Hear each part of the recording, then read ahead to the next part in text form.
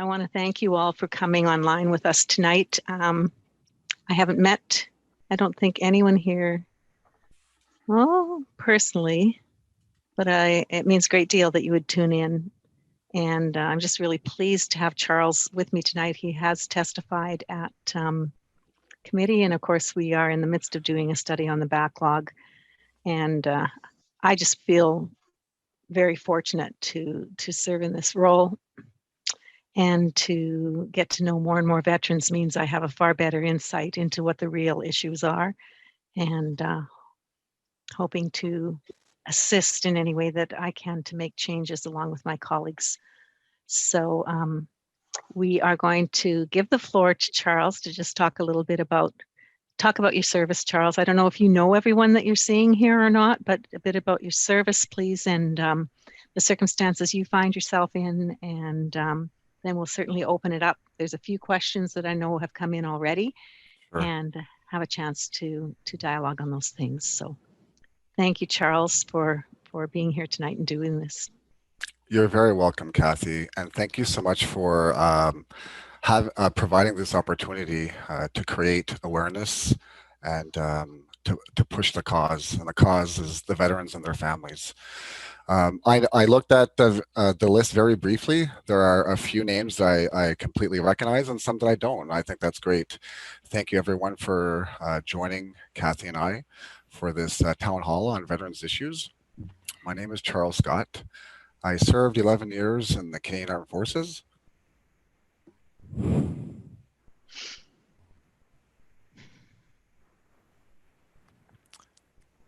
And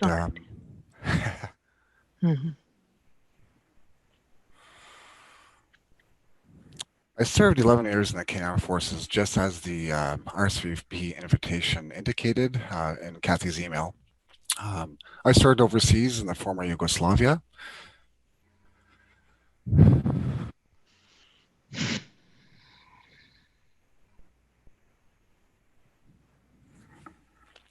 My apologies. No apologies necessary. Charles, please.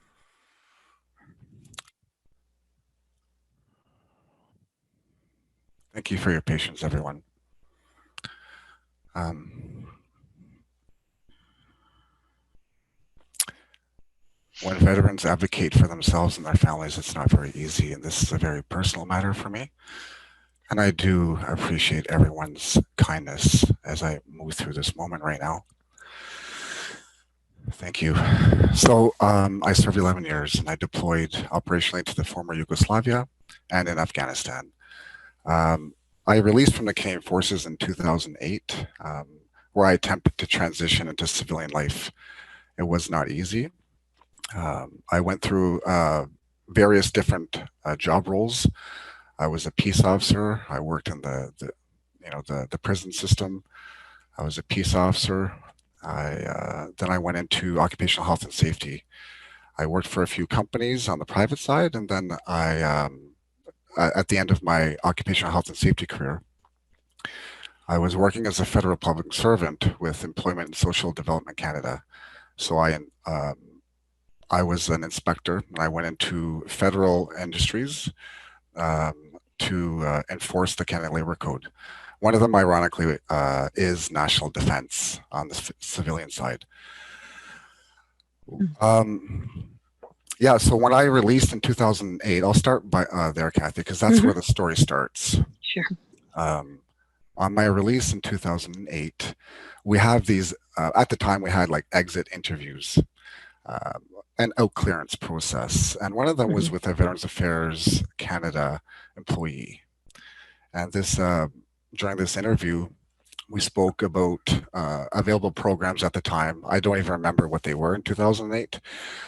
But what I fast forward to 2019, I came to realize through access to information that Veterans Affairs had identified me as a high risk for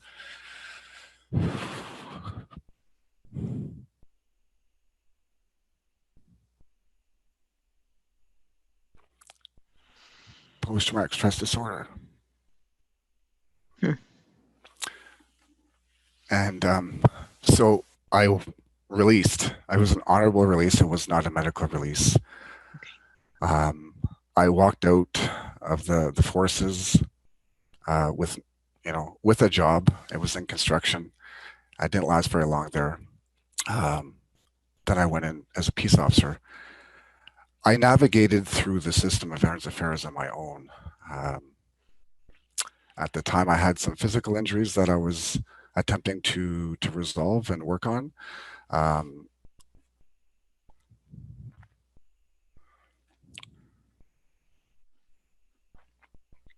So are you saying at this point you didn't have a case manager? You were navigating on your own?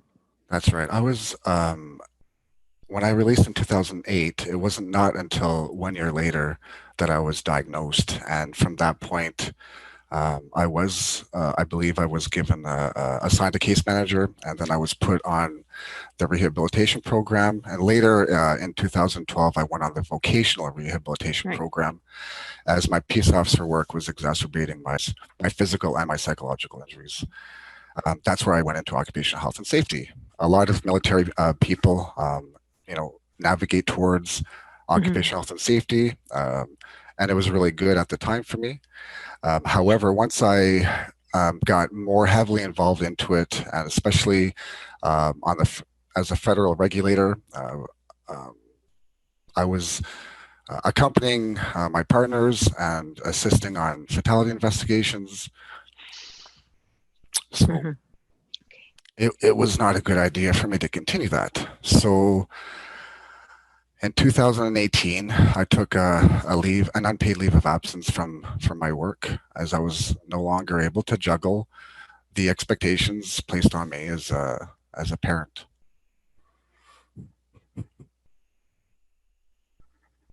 As a partner, and as a person.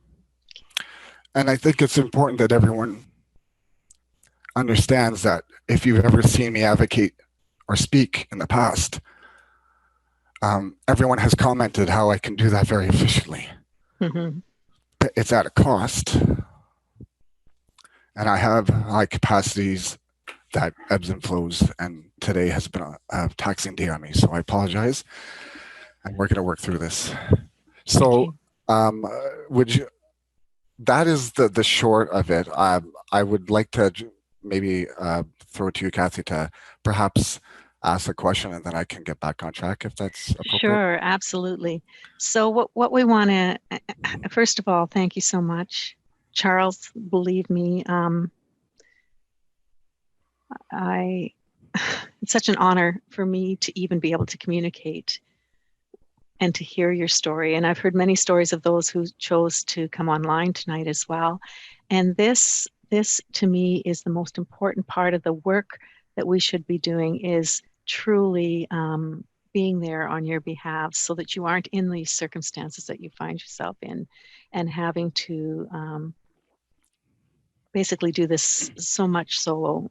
Many of my good veteran friends I know are resonating right now with exactly where you're at. And I absolutely marvel at the strength that each one of you has, and your vulnerability in that.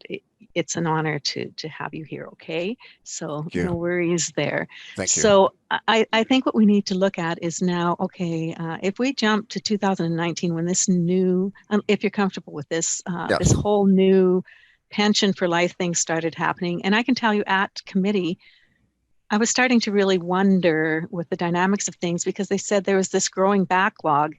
And I got to wondering how many of you were trying to apply for things that you needed that possibly were not going to be there moving forward. And I really, I have no proof, and I haven't had a chance to really research it. But I asked this question, how come there's so many more? Because you guys, you understand, you're not our older veterans, you understand how to apply, and somehow all of these applications were piling up. And they said, well, there's errors or things missing, the usual comments. So let's hear your story on that dynamic, because that really just blew my mind, what you have had to face in that dynamic. And I'm not the only one. And No, that's I what I know. wanted to also state. that we're talking about issues that are affecting me, but they're also systemic in nature. Yes. And I want to say that I don't profess to be the alpha and omega of veterans issues. However, I have a good understanding of what a lot of us are facing. And when Pension for Life, prior to it rolling out, the Minister of Veterans Affairs, Seamus O'Regan, conducted town halls across Canada, and he was accompanied by his deputy minister. I attended the one in Edmonton, and it was not that informative, but we were assured that no one would be receiving any less benefits or treatment services that with the change in legislation. And there are a lot of people that made applications for benefits because some of them were being phased out. Mhm. So let's stop right there and just say that before April 1st, 2019, the regional levels of Veterans Affairs. So Edmonton area is an area Right. where case managers had the authority to provide a diminished earning capacity.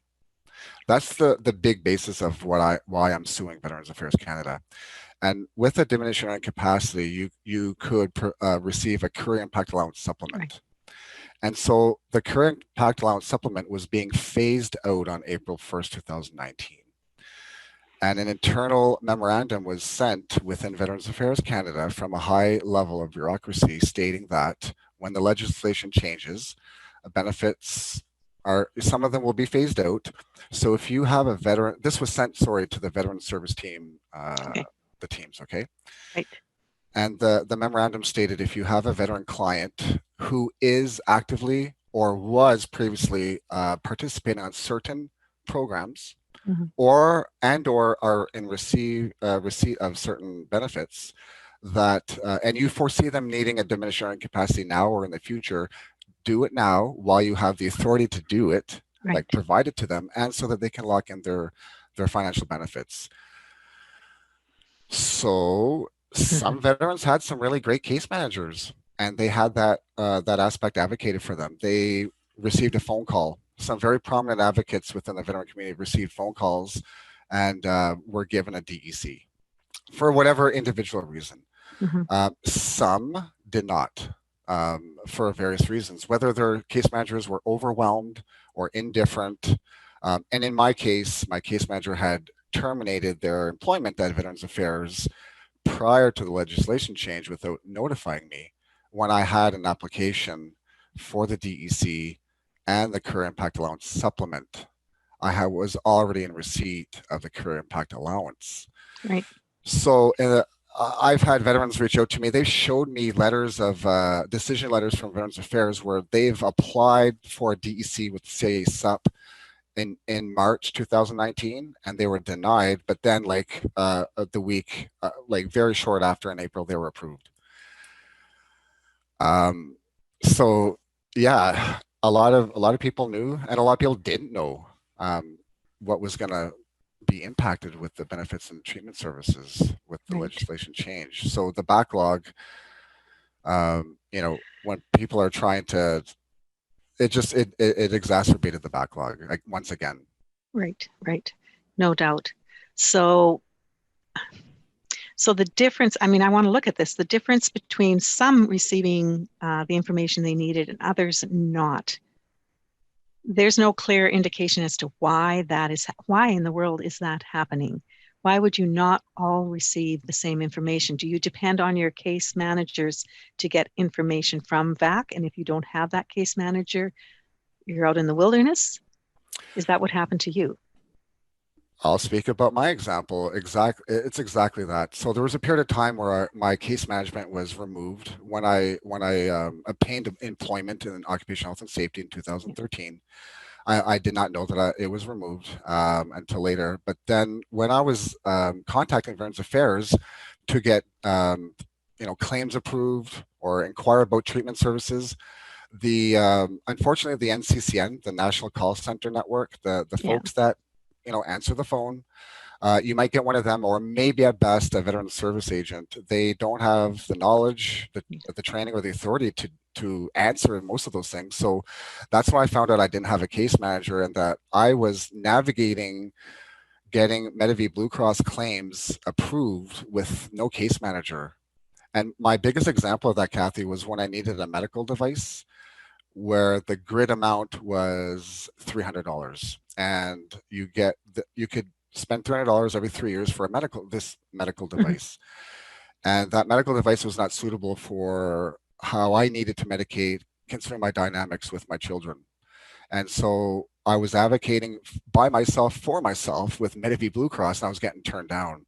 And that's what exacerbated the frustration. And then I was assigned a case manager. But to go back to the medical device, I didn't get it approved until my member of parliament got involved. Okay. This is something that we have brought up, that really up until we've started with this committee and this whole pressure on them to, quite honestly, this seamless transition idea is you've got two bureaucracies that don't want to give at all.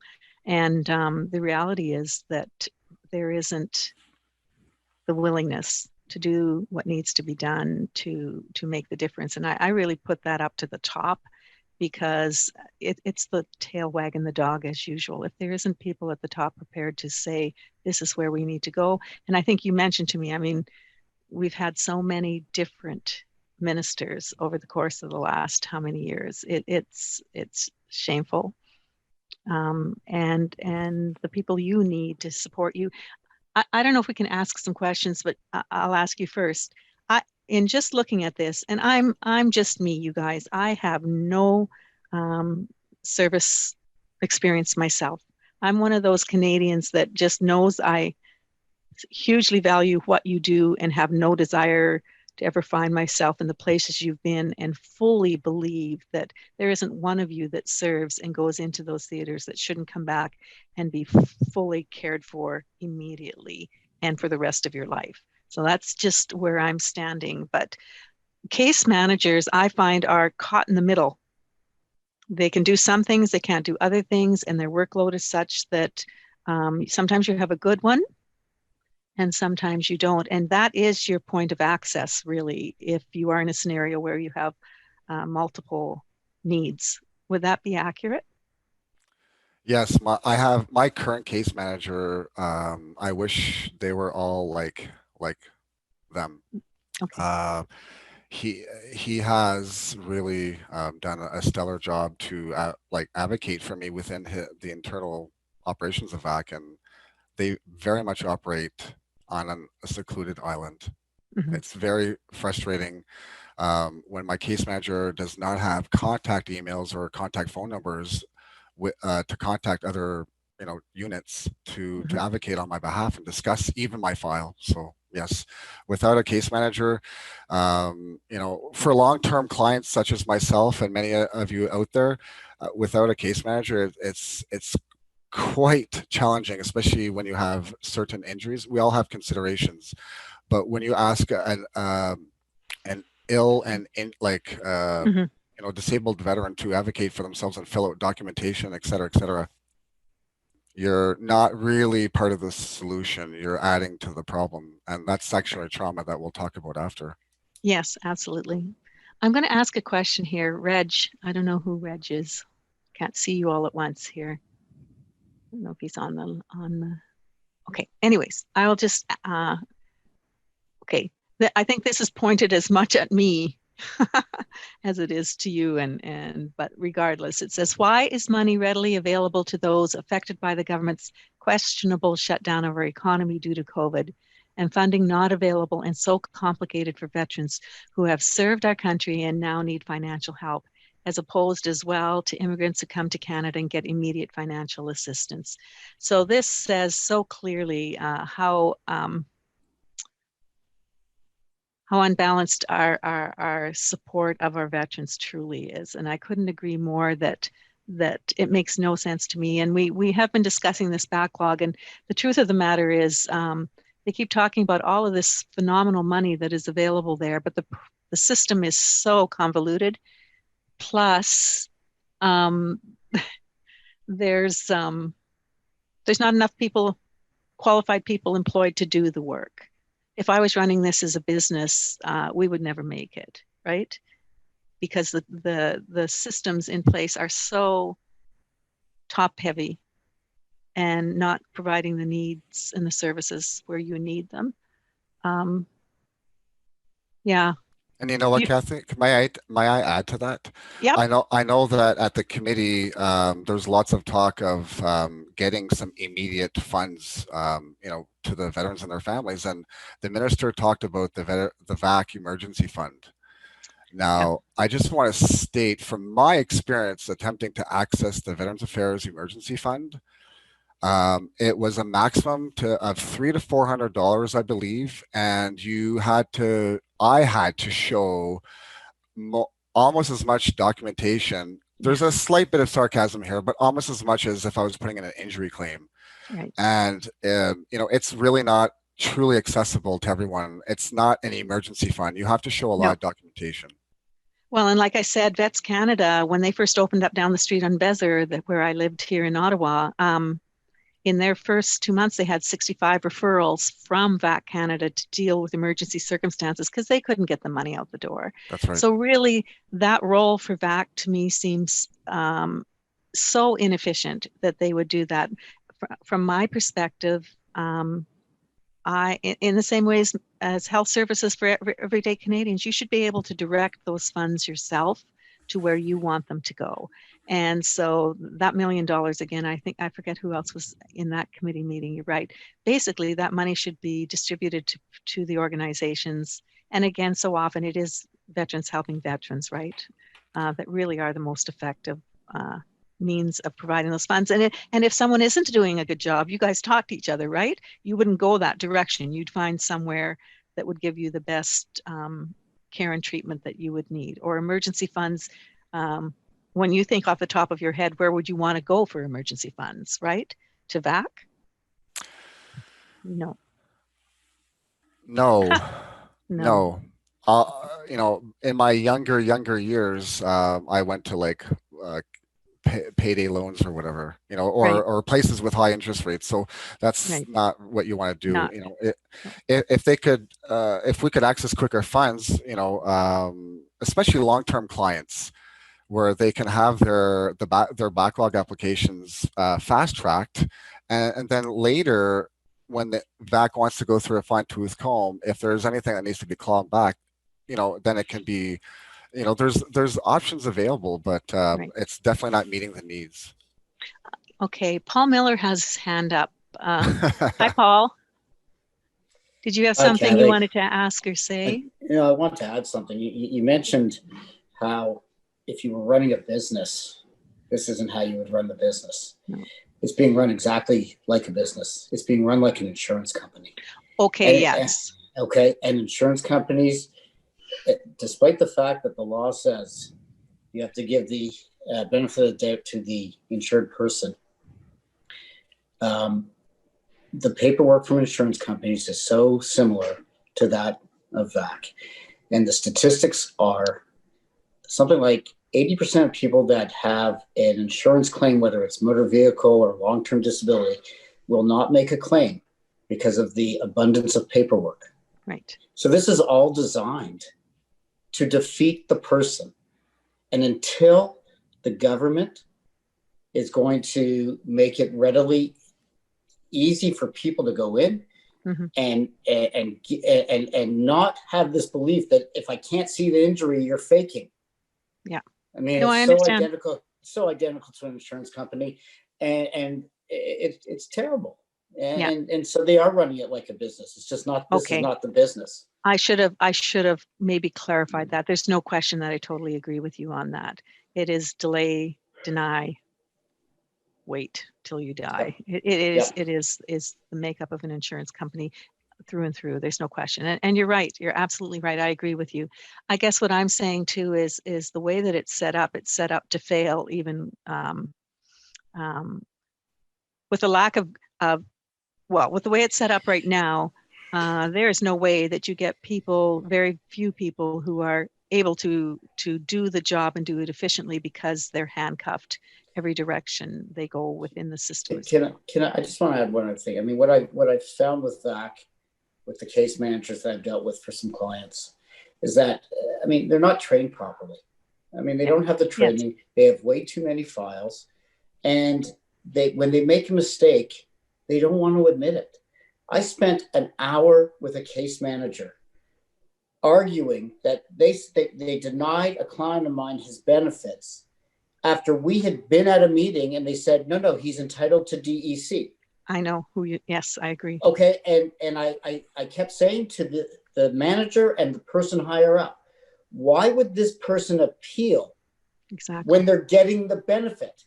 Well, because he didn't file the appeal within 60 days. Why would he? And it was like, yeah, seriously? I understand. Yeah, I know. I hear you. Can I chime in? Yes. We just talked about veterans and or their families not being able to go through this process, and I just want to talk about that. Okay, so some of these processes, everyone's asking me and talking about appeals. Yes, Veterans Affairs has appeals, but in my specific case, after the second level appeal, I was not able to bring it to the Veterans Review and Appeal Board.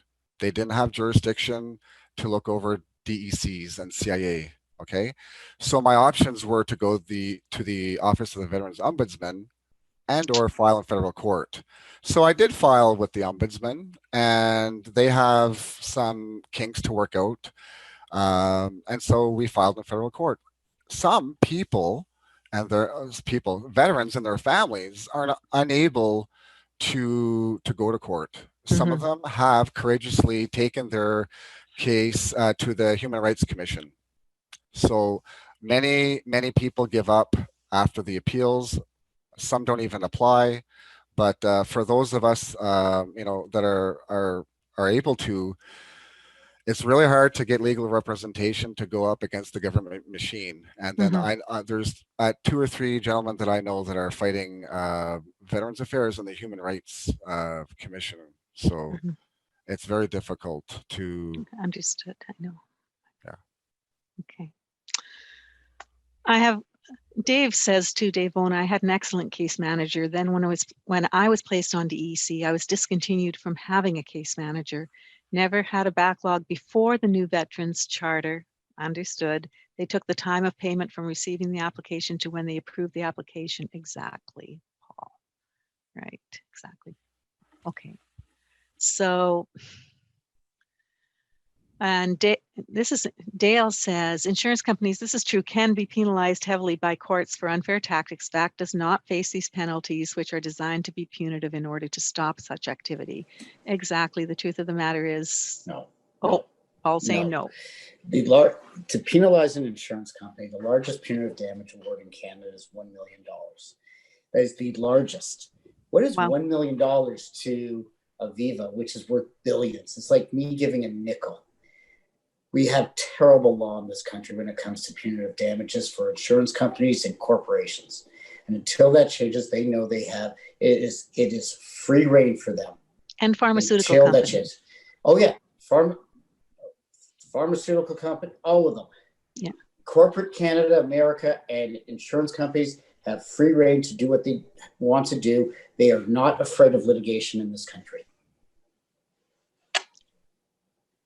With my job right now, guys, every time I have a conversation, I go away saying to my husband, what's something good I can say?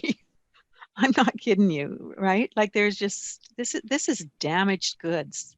This is so damaged, and you guys are paying the price. And it's wrong. It's absolutely wrong. Like, hi, Dave Bona. Hello. Yeah. Go ahead. It's they're winning is what, I don't know how else to describe it. They're winning, like I first went on to VAC in end of 1999. And I was actually one of the first OSIS clients. They actually came and tracked me down and dragged me through the system. I had the career manager for the administration clerks for the entire Canadian Forces carrying my file through NDHQ to get my bad court-martial changed to a medical release. So when I first applied, like my case manager went to bat for me on everything. She got me all fully connected up. And then slowly over the years, especially when that new Veterans Charter stuff kicked in, all of a sudden it was just like a switch was flipped. You could not get information from your case managers. You could not ask about any programs. You can't get any information anymore from people. You don't even know what to apply for. I've got a mountain of paperwork sitting in my room. It's probably worth hundreds of thousands of dollars in disability claims and stuff that I can't even work my way through because I literally can't, you know, and it's, and I'm not the only one, you know, like, I know. It's actually getting to the point where it's criminal, and it's actually causing people to give up.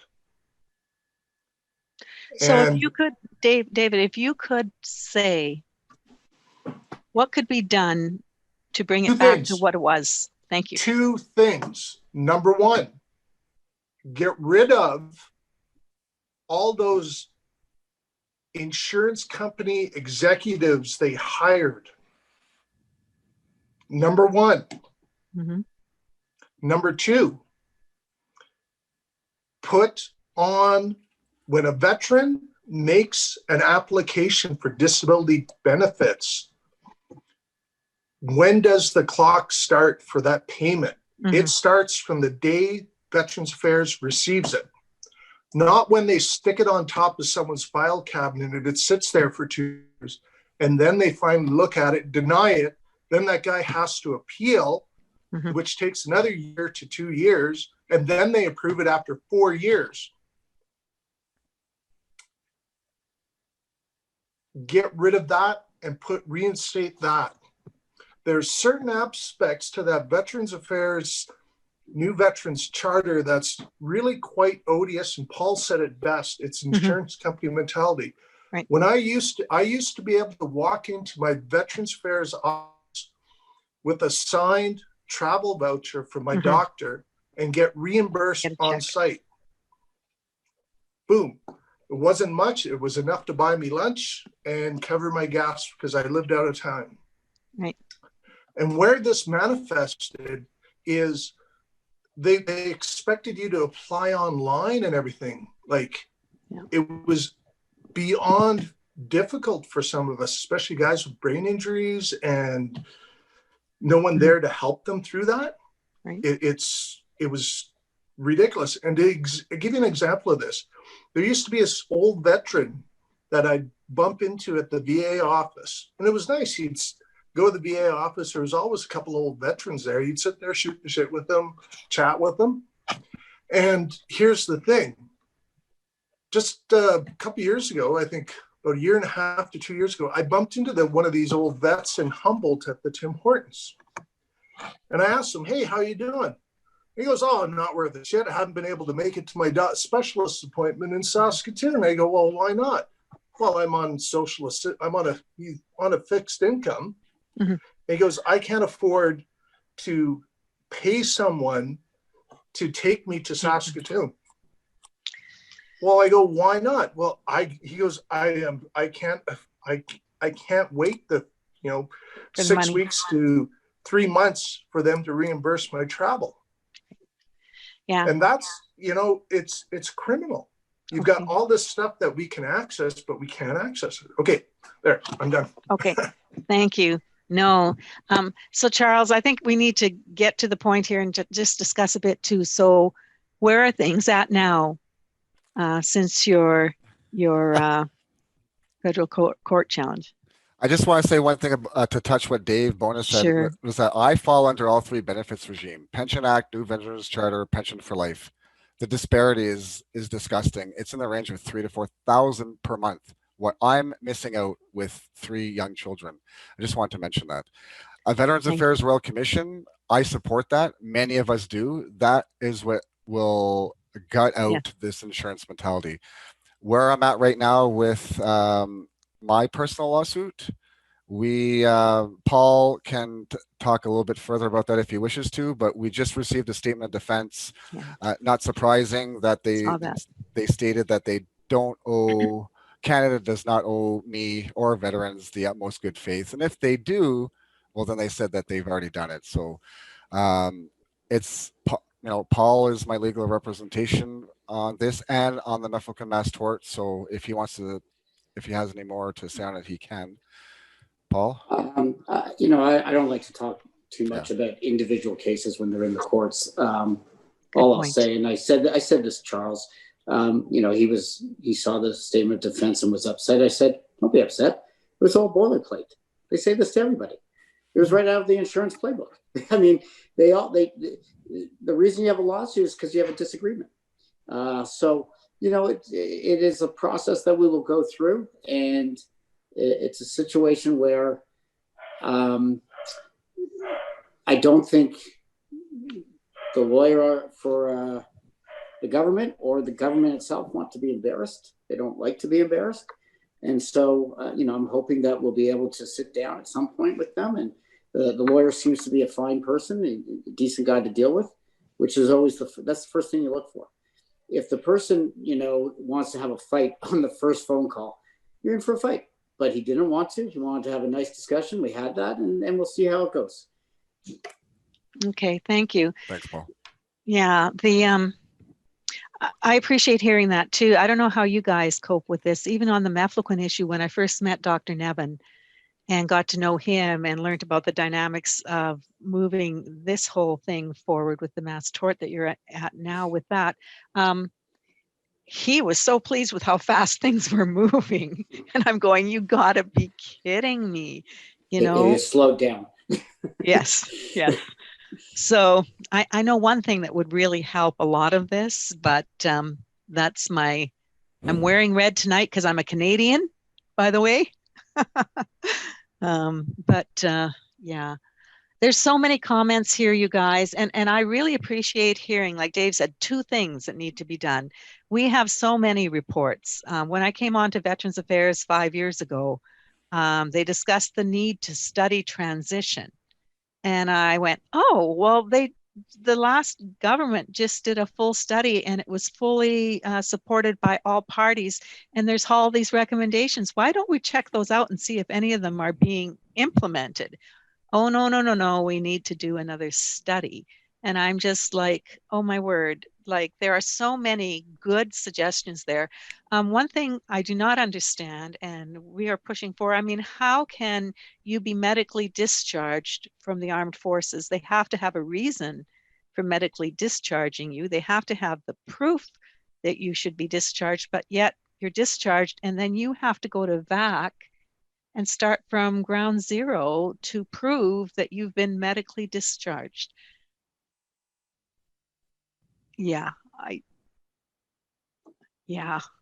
this has to change. There's no question. Wasn't the whole concept behind having an associate national defense minister, an associate minister of Veterans Affairs, to build that cohesion and bridge those gaps so that transition would be more seamless?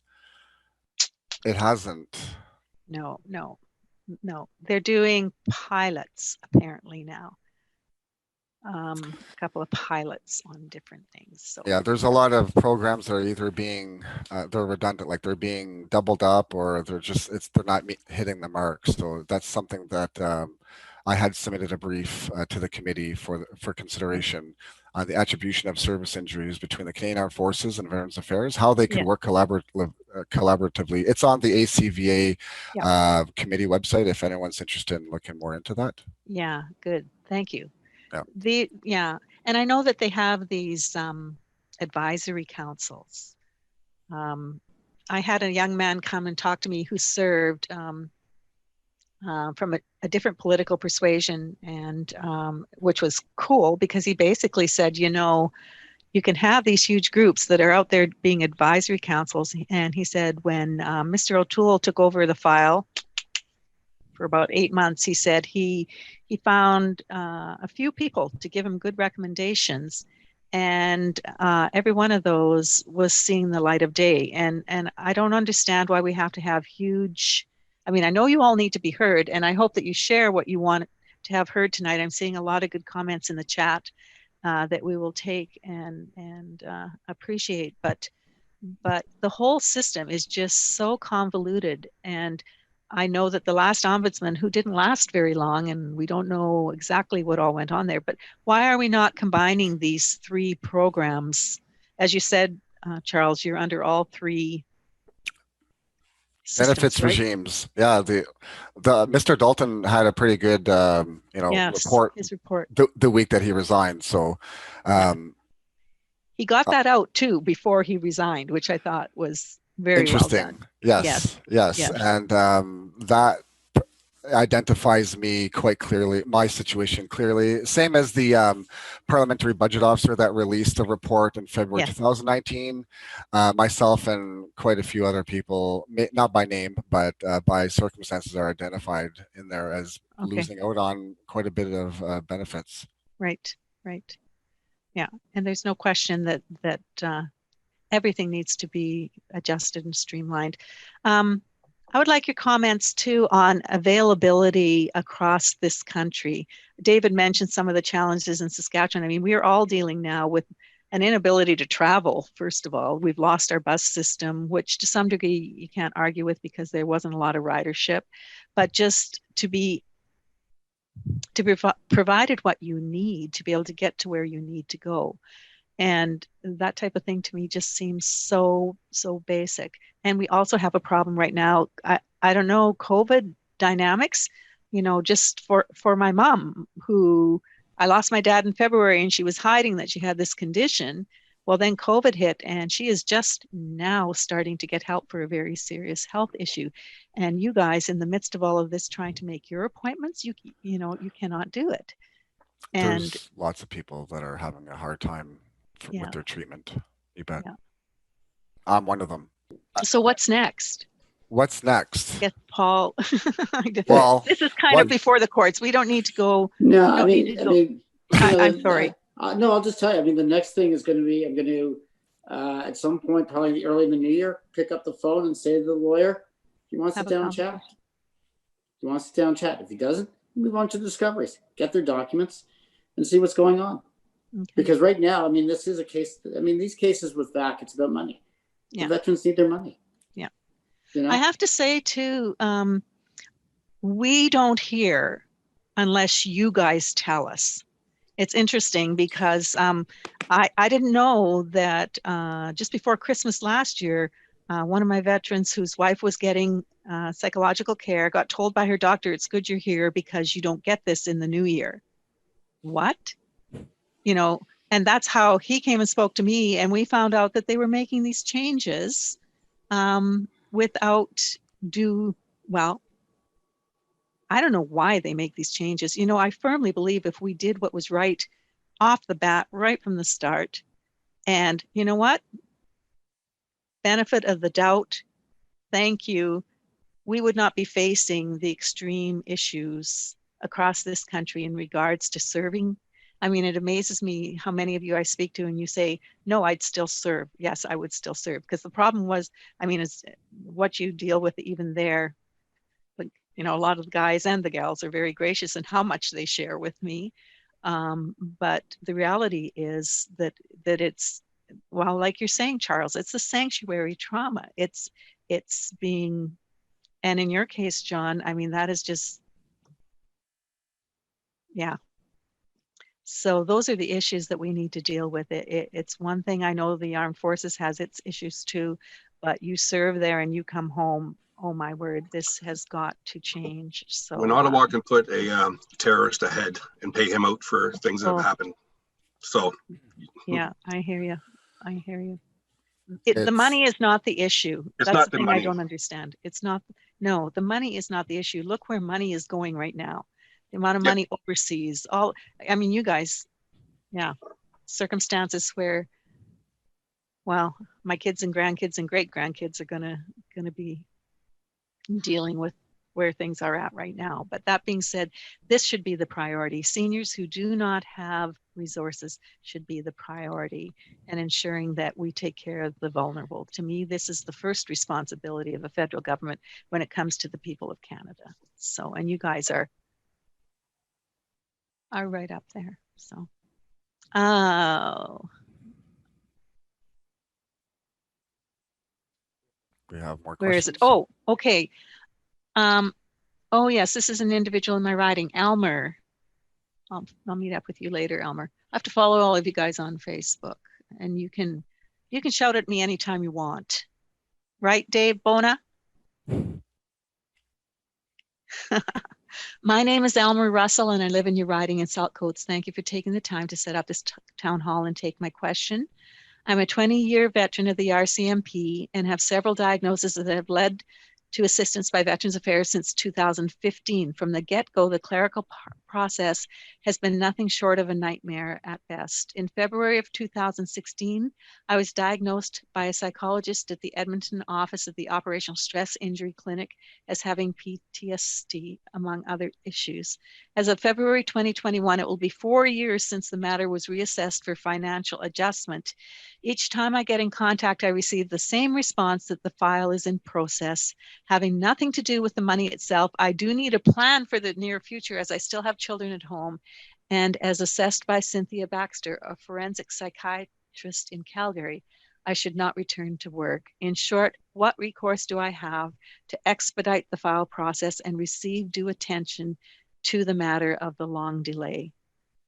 So this is the whole issue around, I do not understand why this backlog has grown exponentially to where it has. They have all kinds of excuses and explanations that don't hold water. What can you do? You know, Bug you. Call you no, lots. it's great. It's great because honestly, we all know that to get the case managers and the adjudicators in place to handle this now, they're talking about temporary employment. Yeah. No. And this is the push. This needs to be long-term. Wouldn't it be something if this actually functioned at a high rate of efficiency, right? And that will not happen with temporary employment. It needs to become a priority of VAC to have 1 to 25. The only way you can do that is to put the money. But even at that, you guys, the reality is, how long do you think it'll take to train these people to do this job? Well, I remember hearing Miss Weatherby, during the committee testimony, talking about the Veterans Affairs employees and the staff that they were going to hire. Temporary employees will not be sufficient. You hire someone for a year, 2 years, they get a little bit. By the time they get enough experience to actually be effective, then they're gone. And then why would you have people, if they're in contact with the clients, with veterans, rotate out like that, especially case managers? Why would you have temporary people like that? Exactly. You need to make them permanent. Yeah. Of all the roles, let's change the process. Yes, let's change the processes. Two things. These needless, adjudications and all the stuff. Like that's the thing about being on the uncertain of the benefits regimes is I believe there's one that gives you the benefit of the doubt, and the other two don't. Right. So. Yeah. Someone's commenting here, they were concerned about what I had said about the caregiver allowance, what changes. They were removing it because it was supposed to be temporary support, not ongoing. But because we knew about this, I brought it up in the House with question period. I brought it up to the minister. We brought it up at committee, and it was interesting because I was able to challenge him and say, well, who made this decision? The minister, I don't know if you saw it on my Facebook, and he literally said, well, I don't run the department. My deputy runs the department. So he let him answer the question. And then, it was basically, well, we were administrating this wrong, in the wrong way. How do you administrate something wrong for that long? And then in the end, when they reinstituted it, actually some people no longer qualified when they had been getting it prior.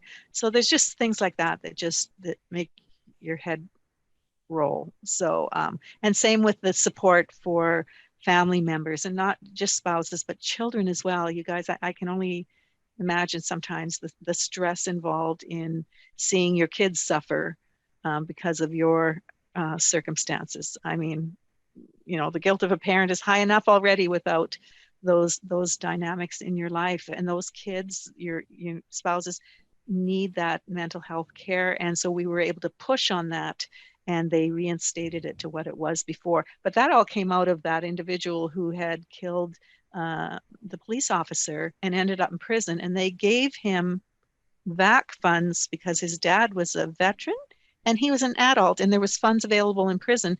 And for some reason, VAC is paying for his psychiatrist because he has PTSD from committing a crime like that, you know.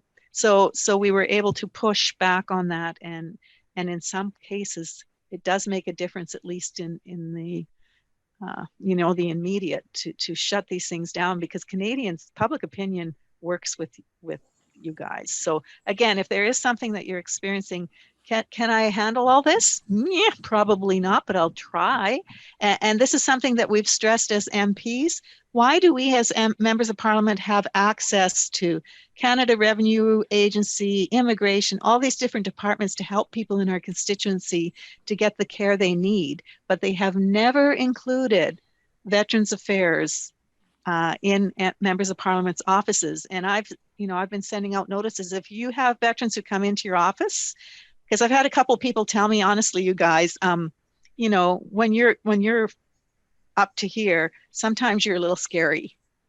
And I just said, oh, just let them talk, work it through. And then here's some places that you could encourage them to go. Or Dave in my office now is building relationships and doing what we can to advocate directly on behalf of our veterans.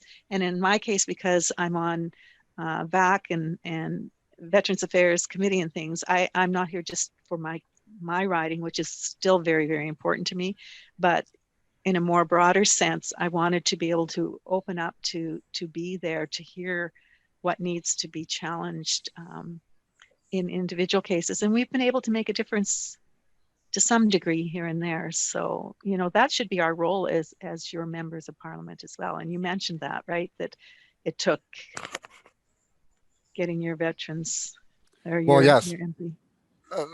What I used to see a lot of was veterans. We are very efficient at airing out our grievances to one another, especially on social media. But that's all I was seeing a lot of. But now there's a much greater push for veterans contacting their members of parliament. I urge everyone who watches this, contact your member of parliament. Have it documented. That's where the accountability starts. And, you know, even if it's years down the road, you have that email saying, well, I told you about that. Right. And can I just briefly mention, we talked about, well, you mentioned the Deputy Minister of Veterans Affairs, you know, running the show. No, you didn't say that. I'm not quoting you, but I just want to mention that the Deputy Minister attends these Five Eyes Nations summits where they share information.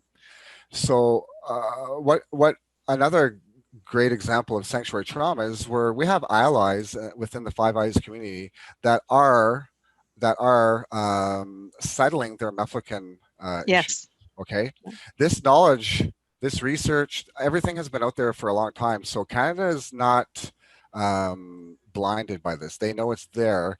So when we are phoning Veterans Affairs or making our applications for post-concussion syndrome or traumatic brain injury, whether it's comorbid or not, we're getting denied because when we say it's Mefloquine, we're getting denied. So that's creating sanctuary trauma. But the Deputy Minister, he knows, the Veterans Affairs knows that Mefloquine, they don't want to be culpable. They don't. Yeah, I hear you. Charles, we're at 9 o'clock. Are you okay with fielding a few more questions? Yes. Let's try and do a quicker Q&A here. Yes. We should do this more, right? Maybe let me know what you think. Okay, Bruce, what is the feeling about folding VA under D&D? Do you think that would be helpful? Because there are some countries that do that. It's all under one. Well, David's going, what do you think, Charles? I don't know. I don't Who think knows? either organization is that great at Healthy. doing certain jobs. So Okay. I'm on the same page on that one, actually. Dale, sorry, allow challenge of VRAB denial to be determined by federal court rather than a judicial review. Ensure right to fairness from a court of law. they are appointed, are they not, Kathy?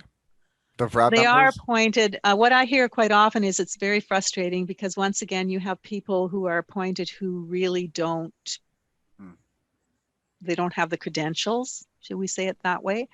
I don't understand why you have to go through that process because they keep saying, well, you know, the number that come to VRAB, many of them, actually, the majority of them end up going through on second. Well, I'm going, then why do it in the first place? Why not just take care of this off the top and help them get what they need? So. There's a hand up here. Uh-oh. How come I'm not seeing hands up? Whose hand is up? Hi, Dale. I'm the one that posed that question. Okay. So, I mean, partly what it is, I mean, you know, they look at veterans applying, and then the fallback is they get both a review and appeal through the VARB, who Veterans Affairs, VRAB, publishes to the world and Canadians that they're experts. That's absolutely far from accurate. According to, there's a couple of books, I won't really name them here, but it goes through, and it's from one of the previous adjudicator. There was quite a bit of corruption in there, a lot of, it's a toxic environment. They get about 6 months training in both law and a few medical issues. There's no way that anybody could be an expert on both subject matter in that time frame. The problem with that, also the Ombudsman's office looks at a lot of the decisions, a certain percentage, and VRAB does as well. And in a large number of those, they actually overturn them later upon their own internal review. So that kind of says a lot of these decisions are not being made accurately. They're not being made following fairness and fact. What I see, I've read a lot of these decisions on the CanLaw website, and a lot of them are, they follow a format and they copy each other. So a lot of the facts that are revealed in individual cases are not shown in the decisions. They are, it's more of a template that they fill out, and every veteran has to fight the same fight. Okay. And what it is it goes through the review, the appeal, and to if a veteran is still not satisfied with the decision, he can go to a judicial review, out-of-pocket expenses for legal fees, but it's just thrown back into the same snake pit, VRAB. Now, they do come from the RCMP, they do come from nursing and a few areas like that. But I mean, some of these people that have been put on the board, they don't have much more than a Bachelor of Arts. And they're actually working on complex decisions. Now, some of these decisions, when they are wrong, they're referred to by the initial decision makers at VAC. Yeah. So, and you see frequent, not frequent, because not that many people actually take it to the judicial level, but federal judges frequently have come down with the arguments that adjudicators are not medical doctors. They do not have any medical expertise. They have the funds to go to an independent medical doctor for advice, but they can't determine decisions on their own. Yeah. And, so Dale, what you're saying to me is this is as convoluted as any other dynamic that you guys face. Absolutely. Yeah, absolutely. I hear you. Okay. So it's not really a professional body that I would say. And even there is some concern over some of the tracking of data with VAC is these adjudicators are actually appointed for a fixed period of time. True. And then they can be reappointed. but they're actually tracking negative and positive decisions. Yeah. So there might be some bias in the decision-making process of people to keep their jobs. Now, Sure. you know, under the Tribunal Act, adjudicators' appointments are supposed to be completely independent. Yeah. Thanks, That Dale. it's Yeah, not independent. I hear you. I hear you. Thank you. You That's have a lot of information on that. You should give me point form. Sure. More. Yeah, that would be great. Thank you. Okay. I'll pass it on to Thanks, David Dale. in my office because this is honestly, yeah. Okay. Thank you. Okay. I'm just going to two more here, one from Renee and one from Samantha. Thank you, Renee. You're very kind in what you're saying here. She says it's shameful, but I'm so glad you're still here to tell your stories. So this is someone who is appreciating very much tonight what you guys are sharing on this call. Was that Renee or she- Sam? Renee. Sorry, Renee. Thank you, Renee. That's very kind of Yeah. you. She's saying, I'm wondering if you met a young person that wanted to enlist, if you would still encourage them to do so. I'd like to jump into that question. Charles, and then I is that would. Ron? I have had conversations with a few people over the years. I would have a frank discussion with them. Same as if my children wanted to. I have 3 children. If they want to join, I would have a very frank decision. However, they're adults and they can, you know. Right. Okay, I'm going to ask the question that Samantha asked here. Her comments. Veterans get a poor deal in Canada. It shows how Trudeau thinks of people other than himself. Also because of this attitude towards humankind and the power-hungry mindset of the party, can your party stop the mandatory vaccination program planned for Canada? You might start with expendable veterans who seem to be a liability to the sitting king. Okay. I should pass that on to Paul Miller, I think. Go ahead, Charles. Go get your nothing. vaccination so we can go back to life right now. Sorry. Okay. Charles, yeah. I have nothing to say on that. You know what, you guys, it's interesting. Believe me, the dynamics of trying to find truth. I think for me as a member of parliament, and I'm at this for my 6th year now, started when I was 59. I don't do this. I don't have a lot of baggage with this. I just do and say what I think because I don't really care. But it is unbelievable. The thing that I find the most disconcerting is that in the House, you know, obviously you're debating and coming from different perspectives. But the truth of the matter is, and this I'm sure is in the legal system as well, only, you know, you can both be wrong, or one of you can be right and one of you can be wrong, but you can't both be right. And the level of what I feel is it's very, very frustrating many days to go home just knowing that we're not getting a lot of truth. And you guys know how question period works. That's just, you know, it's a joke. There's no true interaction at that level. So as a member of parliament, I want to make a difference, especially on in your lives. I hate saying on this file. It sounds so, yeah, not related to real people, which is what is the most important thing here. So I want to thank you all for doing this tonight. It's helpful to me. Like, I hope you guys realize that. Charles, your testimony at committee made a difference. We are very close to coming out with this backlog report. And I know one thing I was able to say, hey, everything we put in here, which I can't talk about until it's properly released, you have to think of a veteran reading it because they will be reading it. And it amazes me how many of you engage in that process. And you are the feedback that truly counts in this circumstance for me. Yeah. Charles, anything else? We didn't begin to scratch the surface in so many ways, and I just appreciate that you were willing to do this.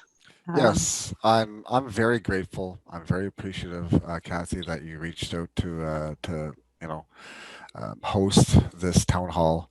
I want to thank everyone for joining us tonight from various time zones throughout Canada, and for those that are going to watch it as it gets Mhm. posted, later on. We only scratched the surface. There's so much more to discuss, and I would be more than willing to participate in any future town halls that you hold. And I will definitely be keeping you updated as my personal lawsuit progresses, and also the Mefloquin Mass Tort.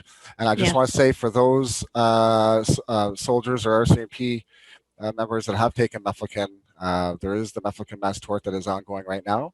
And if you want any information, you please look up the Quinism Foundation on the internet, and you can reach out to a few of us on social media. Um, I'll nominate Dave Bona. He's quite a resource. Hopefully that's okay, Dave. And you can reach out to me. There's John Dow as well. There's lots of Yes. people that you can reach out to. So I just want to mention that. Yeah, I appreciate that, Charles, and your willingness to be vulnerable in this circumstance. And yeah, I look forward to meeting so many of you in person.